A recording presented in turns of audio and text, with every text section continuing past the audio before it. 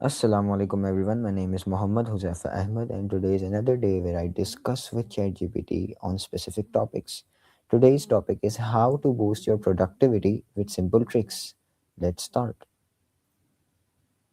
Hey ChatGPT, today the topic on which I'm going to discuss with you is how to boost your productivity with simple tricks. Are you ready?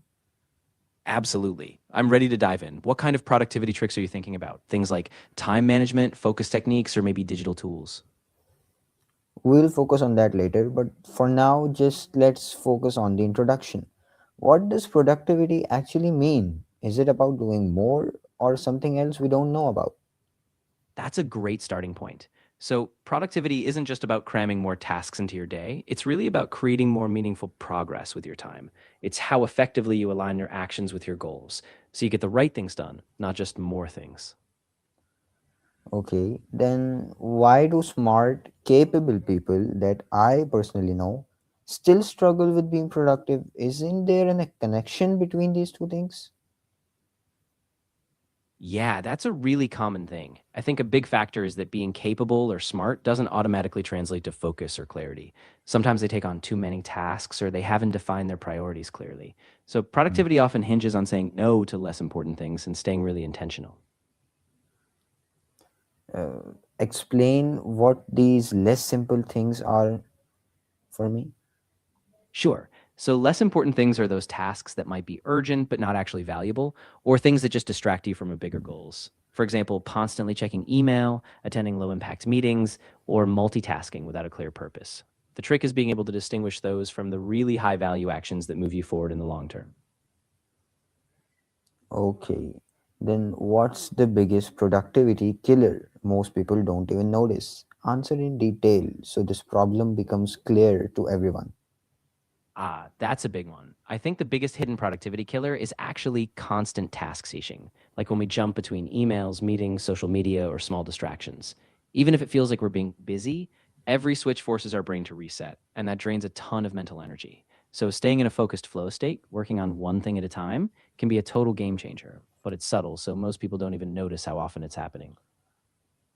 Alright, but I'm confused about something. Should we multitask or should we just focus on one thing? Yeah, I totally get that confusion. We've all been sold on multitasking as this superpower. But in reality, the research is pretty clear. Multitasking often just spreads your focus too thin, making you slower and more error prone. So it's usually more effective to focus deeply on one task at a time, especially for complex work, then batch other smaller things for later. Alright, then answer me this. Does working long hours actually make you more productive? Ooh, that's a big misconception. Longer hours don't necessarily equal more productivity. In fact, after a certain point, your focus and energy drop, so you actually get less done with more fatigue. Sustainable productivity is about balance, taking breaks, staying refreshed, and working smarter, not just longer. Alright, since you mentioned breaks, can small breaks actually improve output or do they just waste time? Oh, absolutely. Small breaks can be a game changer. Short pauses, like a 5 minute stretch or a quick walk, actually help your brain recharge. You come back with sharper focus, better creativity, and overall, you get more done in less time. So they're definitely not a waste. They're actually an investment in your focus. Then explain what is time blocking and is it really effective for everyone? I want you to explain it in a way that everyone understands it. Of course, time blocking is basically a method where you divide your day into dedicated chunks, and each chunk is assigned to a specific task or type of work. So instead of just reacting to whatever pops up, you proactively decide when you'll do certain activities like deep work, meetings, or breaks. It's effective for a lot of people because it reduces decision fatigue and helps you protect your most important tasks. But it's not a one size fits all. Some people prefer more flexibility, so it really depends on your work style. All right. Then is there a way to overcome this reacting to whatever pops up? And does the to-do list play any role in that? Yeah, definitely. A to do list is actually super helpful because it gives you a clear picture of what needs to get done. So you're not just waiting for things to randomly come at you. But the real key is pairing that list with a bit of planning. Like at the start or end of your day, you look over your tasks, prioritize them, and schedule them so you're in control.